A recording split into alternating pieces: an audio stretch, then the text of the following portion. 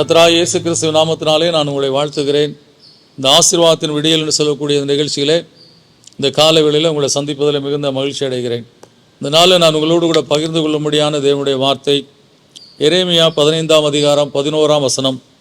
தீங்கின் காலத்திலும் நெருக்கத்தின் காலத்திலும் உனக்காக நான் சத்துருவுக்கு எதிர்ப்பட்டு உனக்கு சகாயம் செய்வேன் என்று மெய்யாகவே சொல்லுகிறேன் என்று சொல்லி கர்த்தர் நமக்கு இந்த காலவேளையில் வாக்கு பண்ணுகிறார். எனக்கு அன்பானவர்களே, தீங்கின் காலத்திலும் நெருக்கத்தின் காலத்திலும் நம்முடைய வாழ்க்கையில் யாரும் நமக்கு உதவி செய்ய வரமாட்டாங்க.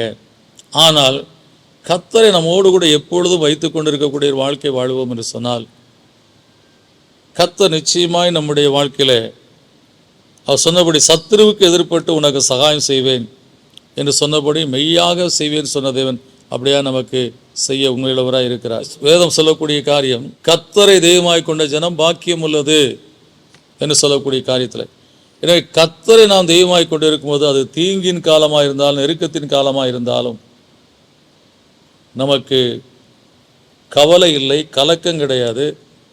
கர்த்தர் நம் சத்துருவுக்கு எதிர்ப்பட்டு நமக்கு சகாயம் செய்து நம்மை தேற்றி காத்து ஆசீர்வதித்து நடத்துவார். எனவே நம்முடைய வாழ்க்கையில் கர்த்தரை நம்மோடு கூட வைத்து கொண்டிருக்கிறோமா என்று சொல்லக்கூடிய அந்த காரியம் தான் ரொம்ப முக்கியமான ஒரு காரியம்.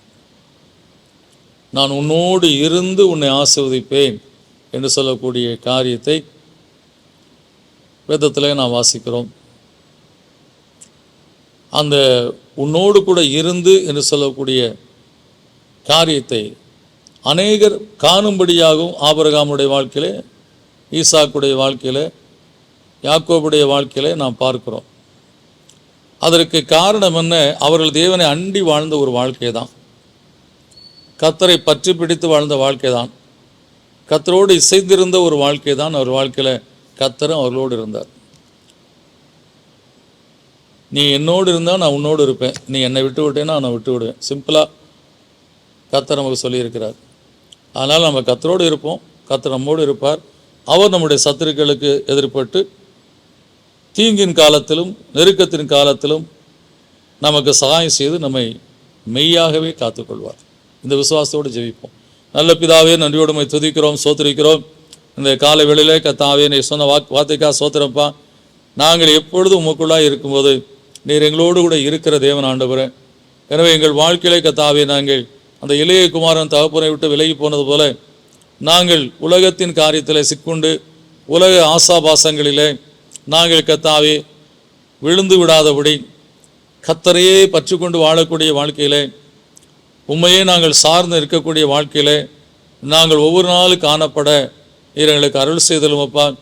எல்லாவற்றுக்காகவும் உடைய சமூகத்தையும் நாங்கள் நோக்கி பார்க்கவும், உண்மையே நாங்கள் கர்த்தாவே அண்டி பிழைக்கவும், உண்மையை மகிமைப்படுத்தி நாங்கள் உம்மை துதித்து சோதரித்து ஆராதித்து உம்முடைய நாமத்தை மகிமைப்படுத்தி நீர் எங்கள் தேவன், நாங்கள் உம்முடைய ஜனம் என்று சொல்லக்கூடிய அந்த வாழ்க்கையை வாழும்போது கர்த்தாவே, நீர் எங்களுக்கு இந்த வாக்குத்தத்தை நிறைவேற்ற உள்ள உண்மையுள்ள தேவனாக இருக்கிறப்பா. நாங்களும் அப்படியாய் கர்த்தருக்கு கனமகிமை செலுத்தி ஆராதித்து துதித்து வாழ்ந்து உடைய ஆசீர்வாதத்தில் நாங்கள் கர்த்தாவே தீங்கை காணாதபடி நாங்கள் வாழ்ந்திருக்க எங்களுக்கு அருள் செய்தெல்லாம் ஆசீர்வாதத்தில் கர்த்தாவே, இயேசுவின் நாமத்துக்கு நல்ல பிதாவே, ஆமென். எனக்கு அன்பானவர்களே, கர்த்தர் நம்மோடு கூட இருக்கும்போது எந்த தீங்கும் சரி நெருக்கமும் நம்ம அணுகாது. நம்மளோட சத்துருக்கள் நம்மை தொட முடியாதபடி அவர் அந்த சத்துருக்கள் எதிராக இருந்து யுத்தம் பண்ணி நமக்கு ஜெயத்தை கொடுக்குற தேவனாக இருக்கிறார். எனவே இந்த சகாயம் செய்யக்கூடிய தேவனை நாம் பற்றிக்கொள்வோம். நிச்சயமாக கர்த்தர் நம்மோடு கூடது நம்மையும் நம்ம குடும்பத்தை ஆசீர்வதிப்பார். God bless you.